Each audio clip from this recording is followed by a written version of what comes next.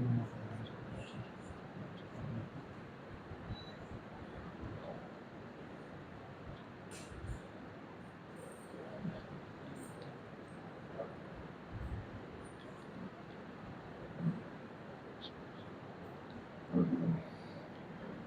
علیکم ورحمۃ اللہ وبرکاتہ۔ الحمد للہ رب العالمین والعاقبۃ للمتقین والصلاة والسلام علی اشرف الانبیاء والمرسلین وعلی آلہ واصحابہ اجمعین، اما بعد۔ رب اشرح لی صدری ویسر لی امری واحلل عقدۃ من لسانی یفقہوا قولی، رب زدنی علما۔ اللہم لا سہل الا ما جعلتہ سہلا وانت تجعل الحزن اذا شئت سہلا، واذکروا اللہ فی ایام معدودات۔ ہر قسم کی تعریفات اللہ رب العزت کے لیے، درود و سلام امام الانبیاء جناب محمد رسول اللہ صلی اللہ علیہ وسلم کی مقدس، مطہر اور پاکیزہ ذات گرامی پر۔ الحمدللہ یہ جو سلسلہ اس مسجد میں شروع کیا گیا ہے، تربیتی نشست اور تربیتی دروس، الحمدللہ یہ سلسلہ کئی مہینوں سے جاری و ساری ہے۔ آج بھی یہ اسی سلسلے کی ایک کڑی ہے جو آپ کے سامنے یہ پروگرام منعقد کیا گیا ہے۔ اللہ رب العزت سے دعا ہے کہ اللہ تعالیٰ اس پروگرام کو اسی طرح قائم اور دائم رکھے، اس میں مزید برکتیں نازل فرمائے، اور جو اس کے معاونین ہیں اللہ تعالیٰ ان پر اپنی خصوصی رحمتیں اور برکتیں نازل فرمائے۔ دین اسلام کی تعلیم کو حاصل کرنا، اس کو سمجھنا، یہ ہمارے اوپر اللہ تعالیٰ کی طرف سے فرض ہے، اسے فریضہ کہا جاتا ہے۔ اس میں اگر کوتاہی ہوگی، کمی ہوگی، تو کل قیامت کے دن اللہ رب العزت کی بارگاہ میں ہم سے پوچھ ہوگی، سوال ہوگا، حساب اور کتاب ہوگا۔ تو لہذا ہم بڑے مصروف لوگ ہیں، کاروبار کرنے میں ہم بڑی مہارت رکھتے ہیں، دو تین جگہ جابس کرتے ہیں، آن لائن تجارت، مختلف کاموں میں مصروف اور مشغول رہتے ہیں۔ لیکن اس طرح کی مجلسیں جب منعقد کی جائیں، خصوصی طور پر چھٹی والے دن، تو ہمیں ایسی مجلسوں کو زینت بخشنی چاہیے، دین ہمیں سیکھنا چاہیے۔ دنیا کی تعلیم، دنیا کے ہنر، دنیا کے کام کاج کو سیکھنے کے لیے ہم اپنے وقت بھی لگاتے ہیں، اپنا پیسہ بھی خرچ کرتے ہیں، اور دور دراز سفر کرنا ہو تو سفر کرنے سے بھی گریز نہیں کرتے، کیونکہ اس میں ہمارا دنیاوی فائدہ موجود ہوتا ہے۔ لیکن دنیاوی فائدے کے ساتھ ساتھ اگر دینی فائدہ ہمیں حاصل ہو جائے کہ جس میں میری اور آپ کی نجات منحصر ہے، اس کو سیکھنے کے لیے ہم وقت نکالنے کے لیے کسی بھی طور پر تیار نہیں ہوتے۔ جیسا کہ ابھی سر عبدالعزیز صاحب بھی کہہ رہے تھے کہ اللہ کے دین کو سیکھنے کے لیے ہمیں قربانی دینا ہوگی، اپنے اوقات کی، وقت اس کے لیے نکالنا ہوگا۔ اللہ کے نبی صلی اللہ علیہ وسلم نے ایک حدیث مبارکہ ارشاد فرمائی، آپ علیہ السلام فرما رہے ہیں، تفرغ لعبادتی، اے میرے بندے، بڑی محبت سے اللہ تعالیٰ مخاطب ہے، اے میرے بندوں، میری عبادت کے لیے، میرے دین کو سیکھنے کے لیے، اس پر عمل کرنے کے لیے وقت نکالا کرو۔ اگر تم ایسا کرو گے، وقت نکالو گے دین کو سیکھنے، سمجھنے، عمل کرنے کے لیے، میں تمہاری زندگی میں برکتیں نازل کر دوں گا، تمہارے بگڑے ہوئے کاموں کو سنوارنا شروع کر دوں گا، تمہاری الجھنیں ختم ہو جائیں گی، تم پر اپنی رحمتیں برسانا شروع کر دوں گا۔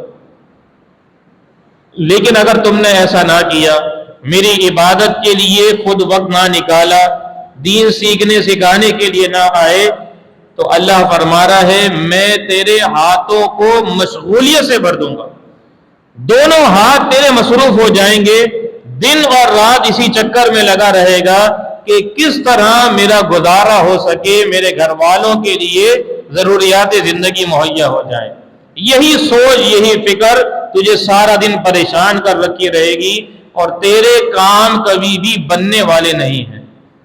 یہ اللہ رب العزت کی طرف سے دو ٹوک فیصلہ ہے ان لوگوں کے لیے کہ جو اپنے آپ کو تھکاتے رہتے ہیں، اللہ کے ذکر سے، اللہ کے دین سے، اللہ کی عبادت سے خود کو غافل رکھتے ہیں۔ تو لہذا ایسی مجلسوں میں خصوصی طور پر ہمیں نہ صرف شرکت کرنی چاہیے بلکہ ایسی مجلسوں میں اپنے دوست احباب کو بھی لے کر آنا چاہیے۔ اب ہم اصل موضوع کی طرف آتے ہیں کہ جو مختصر سی گفتگو آپ احباب کے سامنے انشاءاللہ کی جائے گی، اس سے پہلے نبی علیہ السلام کی ایک حدیث آپ سنتے چلے جائیں، آپ نے اکثر سن بھی لی ہوگی لیکن ہم شاید بھول جاتے ہیں۔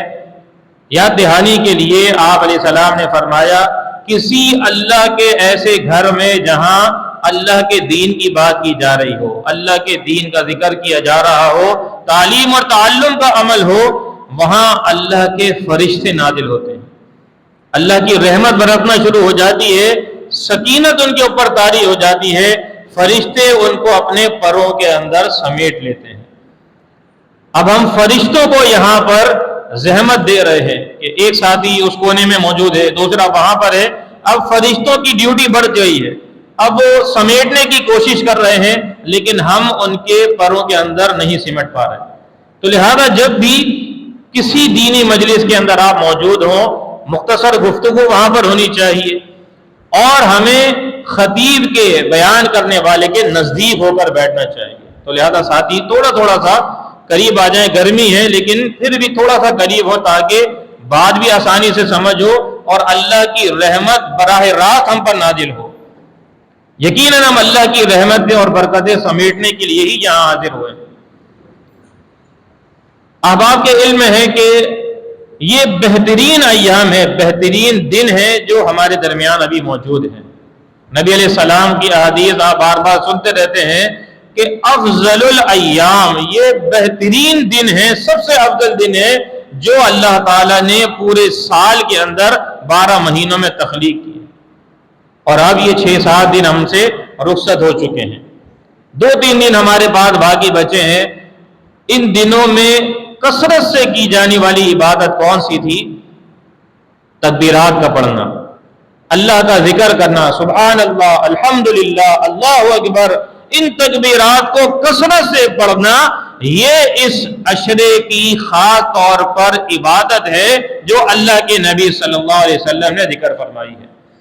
تابعین، سلف صالحین کی اقوال کو اگر ہم پڑھیں تو ہماری آنکھیں کھل جائیں گی کہ وہ کس قدر اہتمام کرتے تھے اس عشرے میں تکبیرات کو پڑھنے کا، کیونکہ نمازیں تو وہ ہماری طرح نہیں پڑھتے تھے، وہ نمازیں پابندی سے باجماعت ادا کیا کرتے تھے، اذان سے پہلے وہ مسجد کے اندر موجود ہوا کرتے تھے، تہجد پورا سال پڑھا کرتے تھے، قرآن مجید کی تلاوت صرف رمضان تک محدود نہیں تھی، پورا سال وہ اس کی تلاوت کرتے تھے، ہر نیکی کا کام پورا سال کیا کرتے تھے، لیکن اس عشرے میں خاص طور پر مستعد ہو جایا کرتے تھے، تیار ہو جایا کرتے تھے کس چیز کے لیے؟ تکبیرات کے لیے۔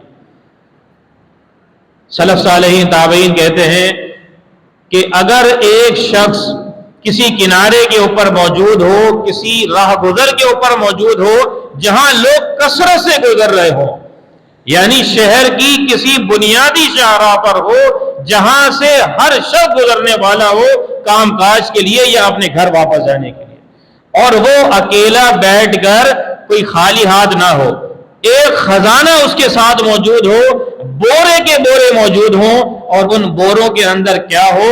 سونے کے سکے موجود ہوں جو بڑے قیمتی ترین ہو۔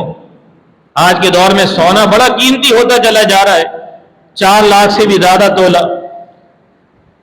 وہ تابعی کہتے ہیں کہ اگر کوئی شخص سونے کے سکے لے کر کسی کنارے پر راہ گزر پر بیٹھ جائے اور گزرنے والے ہر شخص کو ایک ایک سکہ دیتا چلا جائے اجر و ثواب حاصل کرنے کے لیے، صدقے کے طور پر وہ یہ خرچ کرے.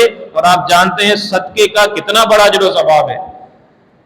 مطابق کہتے ہیں اگر ہر گزرنے والے کو وہ سکے دیتا رہے، دوسری طرف اسی شاہراہ کے اوپر ایک شخص بیٹھا ہوا ہو اور وہ کہہ رہا ہو اللہ اکبر، سبحان اللہ، الحمدللہ، لا الہ الا اللہ، کوئی مال خرچ نہیں کر رہا، زبان کو حرکت دے کر اللہ کا ذکر کر رہا ہے، کہتے ہیں یہ پورے خزانے خرچ کرنا، ہر شخص کو مال دے دینا، یہ اتنا اجر و ثواب حاصل نہیں کر پائے گا جتنا یہ شخص اللہ کا ذکر کر کے اجر حاصل کر لے.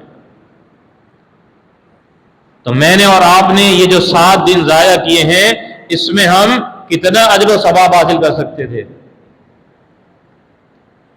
ابھی بھی ہمارے پاس 3 دن موجود ہیں مزید، 7، 8، 9 اور 10. یہ 7 آج دن ختم ہو چکا ہے، 8، 9 اور 10. اس میں ہم نے کثرت سے تکبیرات کو بلند کرنا ہے، اور جو دن ہم سے غفلت میں گزر گئے اللہ اسے معاف فرمائے. اور اب ہم عہد کرتے ہیں کہ انشاءاللہ ان 3 دنوں میں بہت سے ساتھیوں کی چھٹیاں بھی پڑ چکی ہیں، تو لہذا زیادہ سے زیادہ تکبیرات ہم نے پڑھنی ہے. اور اجتماعی طور پر ہر فرض نماز کے بعد یہ تکبیرات کا پڑھنا بلند آواز سے یہ درست عمل نہیں ہے. صحابہ کرام سے تابعین سے کیا عمل ثابت ہے؟ 9 ذی الحج کی فجر کی نماز سے لے کر 13 ذی الحج کی عصر کی نماز کے بعد تک ہر فرض نماز کے بعد بلند آواز سے اجتماعی شکل میں نہیں، ایک ساتھی پڑھ رہا ہے دوسرے کو یاد آ گیا وہ بھی پڑھنا شروع کرے، مسجد چاہے گونج جائے لیکن کسی ایک شخص کو کھڑے ہو کر لوگوں کو یہ پڑھوانا یہ ثابت نہیں ہے. اجتماعی طور پر آپ ایسے پڑھیں، ایک پڑھے، دوسرا پڑھے، تیسرا پڑھے، لوگ پڑھتے چلے جائیں. یہ بھی 9 ذی الحج سے لے کر 13 ذی الحج تک ہے. لہذا ساتھی اس بات کو اپنے ذہن میں رکھیں، منگل کا دن ہوگا فجر کی نماز سے یہ تکبیرات کو آپ بلند آواز سے پڑھ سکتے ہیں. 9 ذی الحج اس کے حوالے سے آپ کے سامنے کچھ گزارشات رکھنی ہے، اور 10 ذی الحج کے حوالے سے، اور پھر انشاءاللہ ہمارا درس مکمل ہو جائے گا. 9 ذی الحج جسے عرفہ کہا جاتا ہے، سبحان اللہ، عرفہ کتنا ہی بابرکت دن ہے.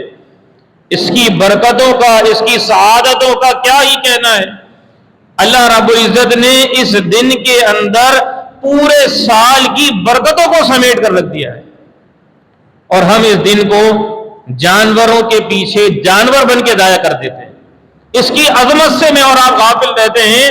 سالوں گزر گئے، 60-70 سال ہم نے عمر گزار دی، ہمارے بزرگ بوڑھے ہو چکے ہیں، لیکن عرفہ کے دن کی اہمیت کو میں اور آپ آج تک سمجھ نہ سکے. عرفہ کا دن یہ اتنا مبارک دن ہے. سلف صالحین کہتے ہیں، امام اوزاعی رحمہ اللہ چوٹی کے تابعی ہیں، کہتے ہیں کہ یہ جو عرفہ کا دن ہے یہ کوئی معمولی دن نہیں ہے، یہ دن دعاؤں کی قبولیت کے لیے اللہ نے رکھا ہوا ہے. اس دن اللہ رب العزت لوگوں کی دعاؤں کو قبول فرما لیا کرتا ہے. فرماتے ہیں میں نے کئی ایسے لوگوں سے ملاقات کی ہے کہ جو یہ کہہ رہے ہیں کہ ہم نے 50 سال 60 سال تک مسلسل اسی دن اللہ سے دعائیں کی ہیں، پورا سال ہم اپنی دعاؤں کو جمع کرتے رہتے ہیں، اپنی حاجات کو، ضروریات کو اللہ کے سامنے نہیں رکھا کرتے، پورا سال اسے جمع کرتے ہیں، گنتے چلے جاتے ہیں، انہیں کاؤنٹ کرتے رہتے ہیں. جب عرفہ کا دن آتا ہے اس دن ہم اللہ تعالی سے پورا دن اپنی دعائیں مانگتے چلے جاتے ہیں. اور ساتھ میں وہ کیا کہہ رہے ہیں؟ کہتے ہیں 50 سال ہمیں ہو گئے یہ عمل کرتے ہوئے، ہم نے یہ تجربہ کر کے دیکھ لیا ہے 50 سالوں میں کوئی ایک سال ایسا نہ گزرا ہو کہ ہم نے اللہ سے وہ دعا مانگی ہو، اس حاجت کا سوال کیا ہو اور وہ دعا اللہ نے قبول نہ کی ہو. کہتے ہیں دعا کیسے قبول ہوئی؟ دعائیں ہماری ایسے اس دن قبول کرتا ہے اللہ رب العزت جس طرح صبح کے وقت صبح صادق ہوا کرتی ہے، جھوٹی صبح سے سچی صبح ظاہر ہو جاتی ہے، روشن ایک دن کا آغاز ہو جاتا ہے، رات کے اندھیرے ختم ہو گئے، دن کا اجالا شروع ہو گیا، ہر شخص دیکھ لیتا ہے کہ اب صبح کا وقت ہو چکا ہے، ایک روشن دن نظر آ رہا ہے۔ کہتے ہیں روشن صبح کی طرح ہم نے دیکھا ہے، 50 سال سے اللہ تعالی ہماری دعاؤں کو روشن صبح کی طرح قبول کر رہا ہے، لیکن ہم نے اس عرفہ کے دن کو بڑا ہلکا سمجھا ہے، بڑا معمولی، ہم نے اس کو دیگر دنوں کی طرح ہم اس کو گزارتے چلے جا رہے ہیں۔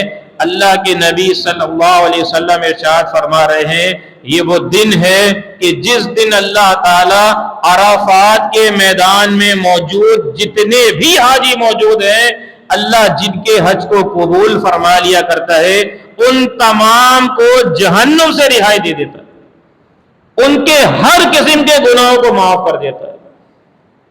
اللہ تعالیٰ سے عرفہ کے دن، جو منگل کے دن آنے والا ہے، اس دن اللہ سے خصوصی طور پر جب آپ نے دعائیں کرنی ہے انشاءاللہ، ایک دعا یہ بھی مانگنی ہے کہ اللہ تعالیٰ مجھے اور آپ کو بھی اس عرفات کے میدان میں 9 ذی الحج عرفہ کے دن حاضری نصیب فرما دے، تاکہ ہمارے بھی جو دن رات ہم گناہ کرتے چلے جاتے ہیں، اللہ ان گناہوں کو معاف کر دے اور ہمیں بھی جہنم سے رہائی نصیب فرما دے۔ نبی علیہ السلام ارشاد فرما رہے ہیں، صوم یوم عرفہ احتسب علی اللہ ان یکفر السنۃ التي قبلہ والتي بعدہ او کما قال صلی اللہ علیہ وسلم، فرمایا مجھے اللہ سے پورا یقین ہے، اس ثواب کا یہ امید رکھتا ہوں کہ جس شخص نے 9 ذی الحج کا عرفہ کے دن کا روزہ رکھ لیا، اللہ تعالیٰ اس کے 2 سال کی غلطیوں گناہوں کو معاف فرما دے گا، ایک پچھلے سال جو اس نے غلطیاں گناہ کر دیے تھے اور ایک جو آئندہ آنے والا سال ہے۔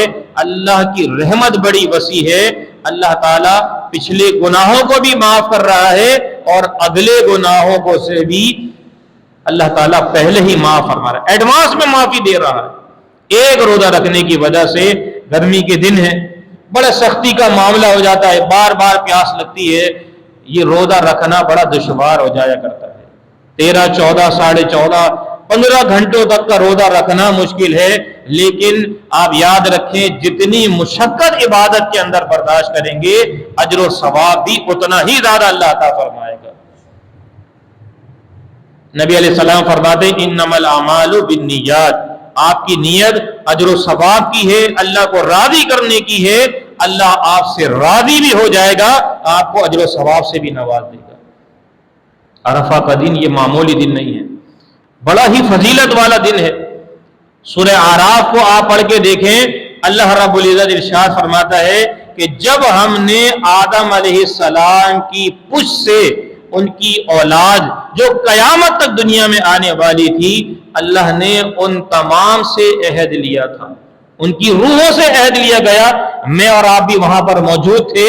اللہ تعالیٰ نے ہماری پیدائش سے پہلے ہمارے پتلوں سے، ہماری جسموں سے اللہ نے عہد لیا تھا کہ الستو بربکم، کیا میں تمہارا رب نہیں ہوں؟ کیا تم میری ہی عبادت کرو گے یا دنیا میں جا کر دیگر ہستیوں کو بھی پوجنا شروع کر دو گے؟ اللہ تعالیٰ نے یہ عہد اس لیے لیا تھا کہ کہیں ایسا نہ ہو بعد میں آنے والے لوگ کل قیامت کے دن اللہ تعالیٰ جب سوال کرے کہ تم نے یہ شرک کیوں کیا، میرے علاوہ دیگر ہستیوں کی عبادت کیوں کی؟ اگر کسی میں کوئی کرامت دیکھ لی، کسی کے اندر کوئی عجوبہ دیکھ لیا، تم اس کو الہ ماننے لگ گئے۔ ایسا نہ ہو کہ لوگ اپنے عذر پیش کر دیں اور کہیں کہ آدم نے تو عہد لیا تھا، ہمیں تو معلوم ہی نہیں تھا، ہم تو اس چیز سے غافل تھے۔ اللہ رب العزت نے اسی لیے عہد لیا ان تقولوا یوم القیامہ، کل قیامت کے دن تم یہ نہ کہو کہ ہمارے آباء و اجداد نے شرک کیا تھا، وہ اس طریقے پر تھے، وَكُنَّا ذُرِّيَّةً مِّن بَعْدِهِمْ او من بعدہ، ہم تو ان کے بعد آنے والی اولاد تھے، ہم تو ان کے طریقے پر چل رہے تھے، ہمیں اس کا علم نہیں۔ اللہ نے اسی لیے عہد لیا تھا تاکہ لوگوں کے پاس عذر ہی باقی نہ رہے۔ اب چاہے وہ کافر ہو، مشرک ہو، مجوسی ہو، یہودی ہو، مسلمان ہو، کسی فرقے، مذہب اور رنگ و نسل سے تعلق رکھنے والا ہو، اس کے پاس ادھر باقی نہیں رہا۔ سب نے اس بات کا اقرار کیا ہے کہ اللہ ہی ہمارا رب ہے۔ اور آپ جانتے ہیں یہ عہد جب لیا اللہ تعالیٰ نے کس دن کا انتخاب کیا؟ وہ دن بھی یہی بابرکت دن تھا، یوم عرفہ، جس دن اللہ تعالیٰ نے ہم سے عہد لیا تھا اپنی ربوبیت کا۔ یہ کتنا عظیم ترین دن ہے، کتنا فضیلت، مقام اور مرتبے والا دن ہے کہ جس دن اللہ تعالیٰ نے اپنی الوہیت اور ربوبیت کا اقرار پوری دنیا کے اندر جتنے لوگ آنے والے ہیں ان سے عہد لیا ہے۔ لہذا بڑے اس کے اور بھی زیادہ فضائل ہیں، لیکن بات کو ہم مختصر کرتے ہوئے آگے چلتے ہیں کہ اس دن ہمیں کیا کرنا ہے؟ کثرت سے اللہ سے دعائیں مانگنی ہے، جب بھی موقع ملے، بلکہ موقع نکالنا پڑے گا۔ اپنی فریادیں، ہر بندہ آج پریشان ہے، کوئی کاروبار کے حوالے سے، کوئی جاب کے حوالے سے، کوئی اپنے باس کے برے رویے کی وجہ سے، کوئی گھر بار کی وجہ سے، کوئی اولاد کی وجہ سے، کوئی بیوی کی وجہ سے، کوئی شوہر کی وجہ سے، کوئی کسی وجہ سے پریشان ہے۔ اپنی پریشانیوں کو تحریر کر لے، لکھ لے، اللہ کے سامنے اس چیز کو پڑھ پڑھ کے اللہ سے مانگے، اللہ رب العزت تمام فریادوں کو قبول کر لے۔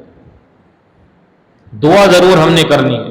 اسی طرح روزے کی حالت میں آپ نے اس دن کو انشاءاللہ گزارنا ہے اور 2 سال کے گناہوں کو اللہ سے معاف کروانا ہے۔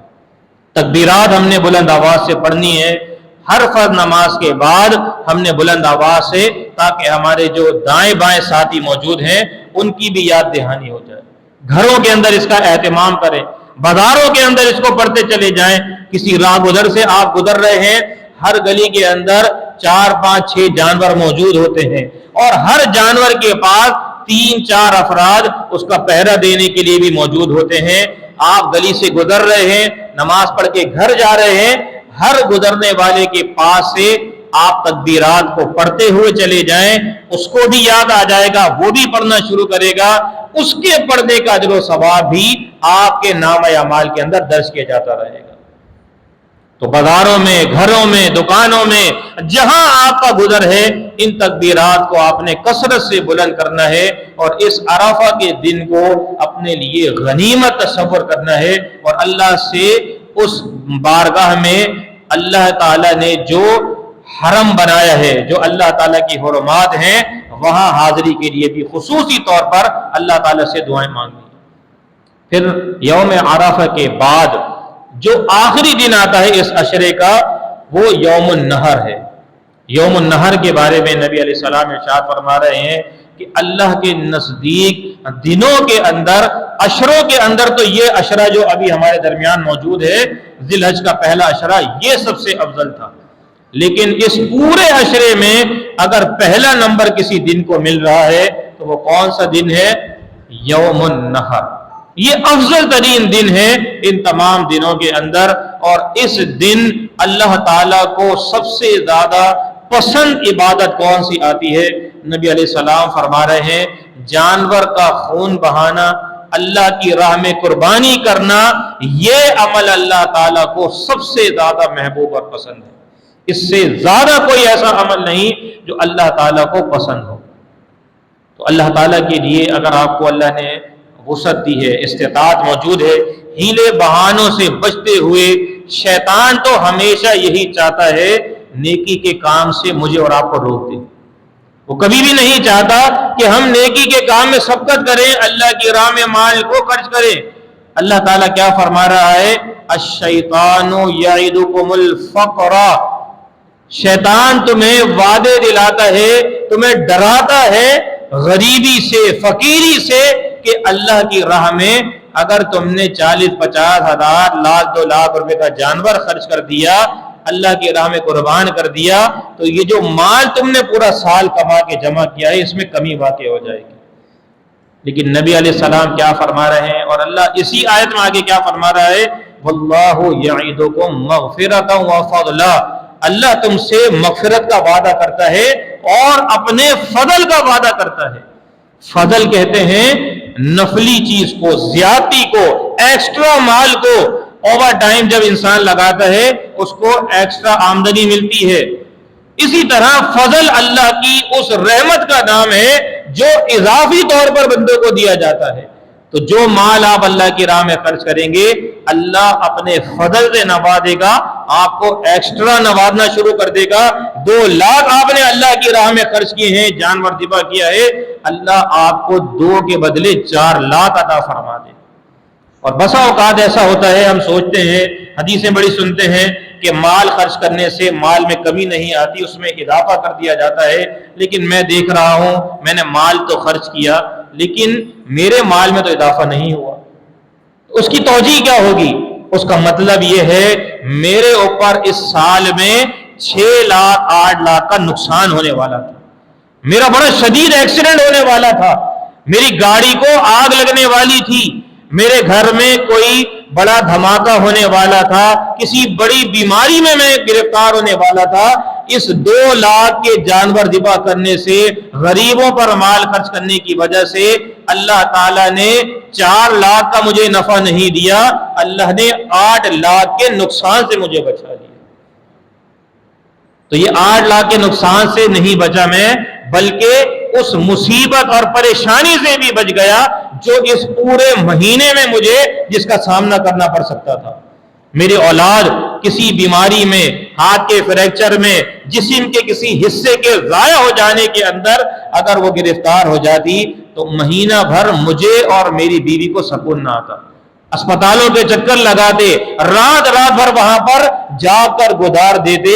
اللہ نے اس مصیبت سے بھی بچایا اور اس پیسے خرچ کرنے سے بھی بچا لیا۔ تو اللہ رب العزت ضرور اپنے فضل سے نوازتا ہے۔ مال آپ جب بھی خرچ کریں گے اللہ آپ کو دنیا میں بھی اس کا نعم البدل دے گا، اور آخرت کا اجر و ثواب تو دیکھ کر انسان حیران ہو جائے گا کہ اللہ تعالیٰ کتنا زیادہ نوازنے والا ہے۔ لیکن قربانی کرتے ہوئے ہمیں نے کچھ چیزوں کو اپنے ذہن کے اندر رکھنا ہے کہ قربانی کن لوگوں کی قبول ہوتی ہے۔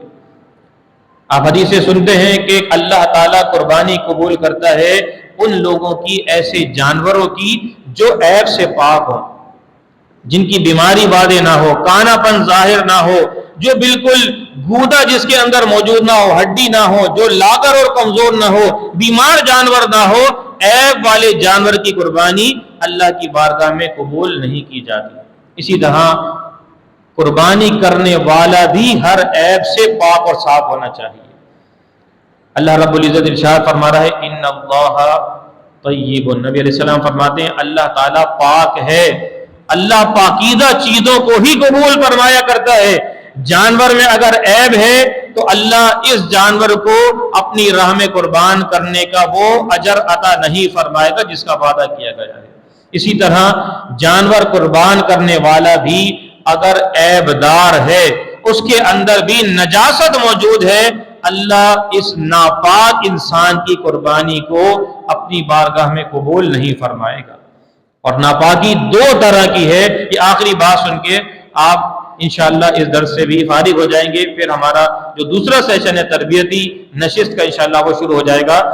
انسان یہ جو نجاست ہے، گندگی ہے، یہ 2 طرح کی ہوا کرتی ہے۔ ایک تو انسان کے عقیدے کی، اگر عقیدہ درست نہیں ہے، اللہ کو بھی راضی کر رہا ہے، غیروں کو بھی راضی کر رہا ہے، اللہ کی بھی عبادت کرتا ہے، غیر اللہ کی بھی عبادت کرتا ہے، اللہ سے بھی مانتا ہے، غیروں سے بھی مانتا ہے، تو یہ اللہ کے ساتھ شرک ہے۔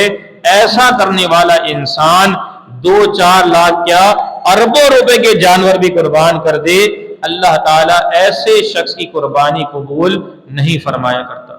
نبی صلی اللہ علیہ وسلم کے سامنے ایسے کئی لوگوں کا تذکرہ کیا گیا کہ جو بڑا مال اللہ کی راہ میں خرچ کرتے تھے، حاجیوں کو پانی پلا رہے ہیں، ستو پلا رہے ہیں، ان کی خدمت کر رہے ہیں، ان کو کھانے کھلا رہے ہیں، سفر کے اخراجات کا انتظام کر رہے ہیں۔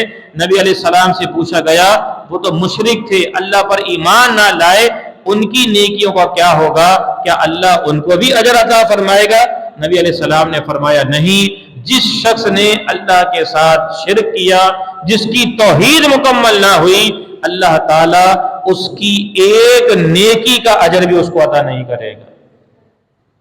یہ کتنی بڑی بات ہے نبی علیہ السلام کی کہ جسے ہم نے سمجھنا ہوگا کہ اگر میرا عقیدہ درست نہیں ہے، اگر میں اللہ کی ذات میں کسی کو شریک کسی بھی اعتبار سے ٹھہرا رہا ہوں، تو میرے یہ لاکھوں کروڑوں روپے کی قربانی اللہ تعالیٰ رد کر دیتا ہے، اس کا ایک اجر و ثواب، ایک نیکی بھی مجھے نہیں ملے گی۔ لہذا عقیدے کو، جیسا کہ بار بار کہا جا رہا ہے کہ تعلیم حاصل کرنا، سیکھنا یہ بہت زیادہ ضروری ہے۔ جب مجھے پتہ ہی نہ ہوگا کہ شرک کیا ہے، توحید کیا ہے، تو میں ایسے ہی عبادت کرتا چلا جاؤں گا، جیسے لوگوں کو دیکھ رہا ہوں ویسے ہی عبادت کرتا رہوں گا۔ تو لہذا تعلیم ضرور حاصل کریں۔ عقیدے کی تعلیم یہ بنیادی تعلیم ہے جس کے بغیر نجات ممکن نہیں۔ اور دوسری نجات، دوسری جو گندگی ہے وہ انسان کے اعمال کی ہے۔ انسان کے اندر منافقوں والے اعمال موجود ہوں، انسان کے اندر برائیاں اس قدر جاری ہو جائیں کہ وہ انسانیت کے درجے سے نکل کے جانوروں کے درجے کے اوپر آ جائے، بلکہ جانوروں سے بھی نچلے درجے پر چلا جائے۔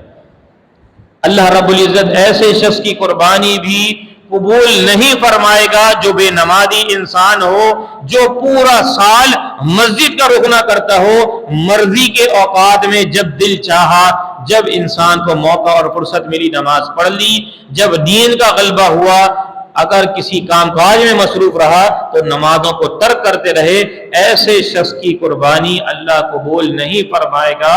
بے نمازی کی کوئی قربانی اللہ کی بارگاہ میں قبول نہیں ہے۔ نبی علیہ السلام نے کیا ارشاد فرمایا؟ اول ما یحاسب به العبد یوم القیامت الصلاۃ، کل قیامت کے دن سب سے پہلا سوال نماز کے بارے میں ہوگا۔ فإن صلحت، اگر یہ نماز کا معاملہ مکمل اور درست نکلا، نمازیں پوری نکلی، اس کے بعد پھر اللہ تعالیٰ روزوں کا پوچھے گا، پھر حج کا پوچھے گا، پھر صدقے کا پوچھے گا، پھر مزید اجر و ثواب کی طرف جایا جائے گا۔ اگر وَإِن فَسَدَتْ، اگر نماز ہی نامکمل نکلی، نماز میں ہی ڈنڈی نکلی، 3-4 وقت کی نماز اپنی مرضی کے مطابق پڑھتے رہے، تو اللہ رب العزت کی طرف سے فرمایا جائے گا فسد سائر عملہ، اس کی جتنی بھی نیکیاں ہیں وہ سب کے سب تباہ و برباد کر دیے جائیں، اس کا اجر و ثواب اس کو نہیں دیا جائے گا۔ آج ہم قربانی کرنے والوں کی ایک بہت بڑی تعداد دیکھتے ہیں، لاکھوں کروڑوں کی تعداد میں۔ مال خرچ کرنا بڑا آسان ہے، اس میں محنت نہیں لگتی، کمایا، جانور لے آئے، ذبح کر دیا، لوگوں کی نظروں میں بھی آ گئے۔ لیکن نماز پڑھنا، 5 وقت با جماعت نماز پڑھنا، یہ بڑا دشوار کام ہے۔ اسی پر تو اللہ نے اجر و ثواب رکھا ہے۔ نبی صلی اللہ علیہ وسلم نے مومن اور کافر کے درمیان جو بنیادی فرق بتایا ہے وہ اس نماز کا ہی بتایا ہے۔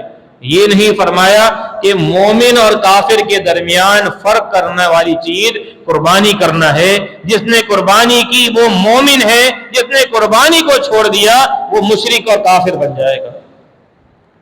ایک نماز کو آپ بغیر کسی شرعی عذر کے جان بوجھ کے ضائع کر دیتے ہیں، اس کے وقت کو نکال کر پڑھتے ہیں، یا اپنا معمول ایسا بنا لیتے ہیں کہ میں نے فجر کی نماز طلوع آفتاب کے بعد ہی پڑھنی ہے، آپ ہٹ درمی پر اتر آئے ہیں، تو ایسے شخص کا اسلام سے تعلق ختم ہو جاتا ہے۔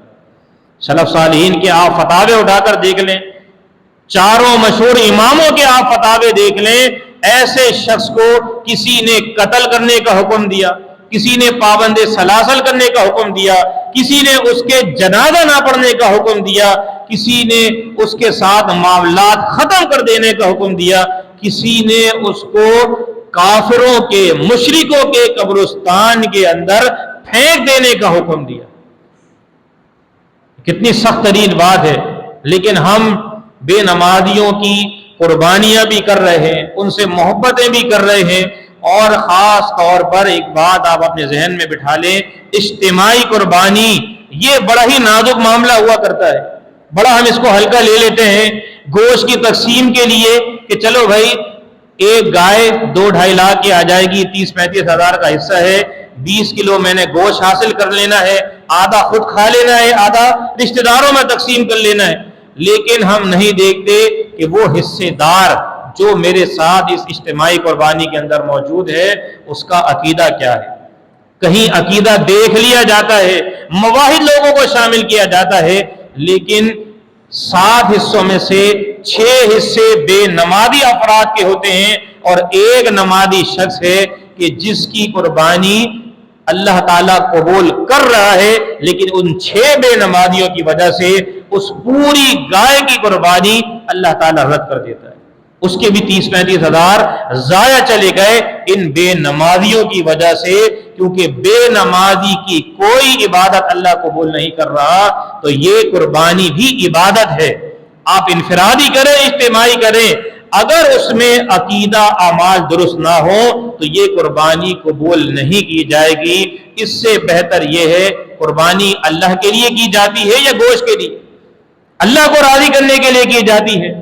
اللہ کے پاس نہ تو جانور کا خون پہنچتا ہے نہ گوشت پہنچتا ہے، بارہا یہ آیت سنتے رہتے ہیں، اللہ کی بارگاہ میں تقوی پرہیزگاری پہنچتی ہے۔ تو آپ گوشت کے لیے اگر قربانی کر رہے ہیں تو بے نمازی کے ساتھ کریں، چاہے آپ مشرک افراد کے ساتھ کریں، چاہے آپ کسی بھی انداز میں قربانی کریں، اس سے پھر کوئی فرق نہیں پڑتا۔ لیکن اگر اللہ کو راضی کرنے کے لیے، اجر و ثواب کے لیے قربانی کی جا رہی ہے، آپ کو دیکھنا ہوگا کہ کہیں کوئی بے نمازی تو شامل نہیں۔ اگر ہم یہ عمل اپنی مساجد اور مدارس میں شروع کریں گے تو بے نمازی لوگوں کی حوصلہ شکنی ہوگی، ان کو ترغیب ہوگی کہ دیکھو اس سال مجھے لوگوں نے اجتماعی عمل سے پیچھے کر دیا ہے، اگلے سال وہ آپ کے ساتھ مسجد میں با نماز ادا کرے گا۔ لیکن اگر ہم چھوٹ دیتے چلے جائیں، ڈھیل دیتے چلے جائیں، تو پھر یہی معاملہ ہوگا جو آج ہمیں کثرت کے ساتھ لوگوں کی عادت نظر آ رہی ہے۔ اس سے بہتر ہے کہ آپ چھوٹا سا کوئی جانور لے لیں، چھوٹا سا بکرا دمبا لے لیں، اس کو اللہ کی راہ میں قربان کریں تاکہ آپ کی قربانی اللہ رب العزت کی بارگاہ میں قبول ہو سکے۔ لہذا یہ افضل ترین دن ہے یوم النحر۔ اس دن سب سے افضل عمل جانور کے گلے پر چھری چلانا، اس کا خون بہانا ہے۔ یہ قربانی انہی لوگوں کی قبول ہوگی کہ جن کا عقیدہ اللہ اس کے رسول کے بارے میں درست ہوگا، جو باجماعت یا کم از کم نماز تو 5 وقت کی پابندی سے پڑھنے والے ہوں۔ اس کے علاوہ اللہ تعالیٰ ایسے لوگوں کی قربانی قبول نہیں کرے گا۔ نبی علیہ السلام فرماتے ہیں جب بندہ فجر کی نماز کو چھوڑ دیتا ہے تو شیطان اس کے کان پر پیشاب کر دیتا ہے، پورا دن پھر نجاست اور گندگی میں گزرتا چلا جاتا ہے۔ اگلا دن آیا پھر یہی عمل، پورا مہینہ پورا سال گزر گیا۔ اب آپ غور کریں، ایک بندہ جو میری قربانی میں میرے ساتھ موجود ہے، اس کا پورا وجود شیطان کے پیشاب کے ساتھ نجس ہو چکا ہے، اور اب میں اس کو قربانی میں شریک کروں، میری قربانی اللہ کیسے قبول فرمائے گا؟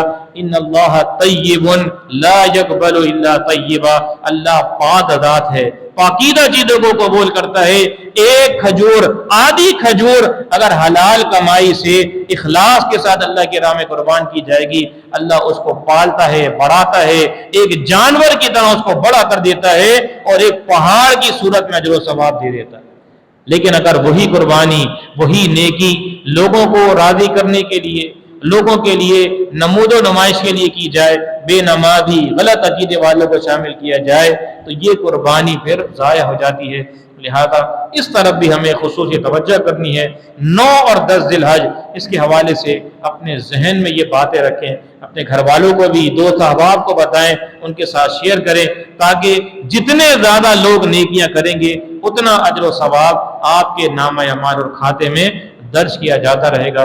اللہ رب العزت سے دعا ہے کہ اللہ تعالیٰ جو کچھ سنایا اس پر ہمیں عمل کرنے کی بھی توفیق عطا فرمائے۔ وآخر دعوانا ان الحمد للہ رب العالمین۔ جزاکم اللہ خیر و احسن الجزا۔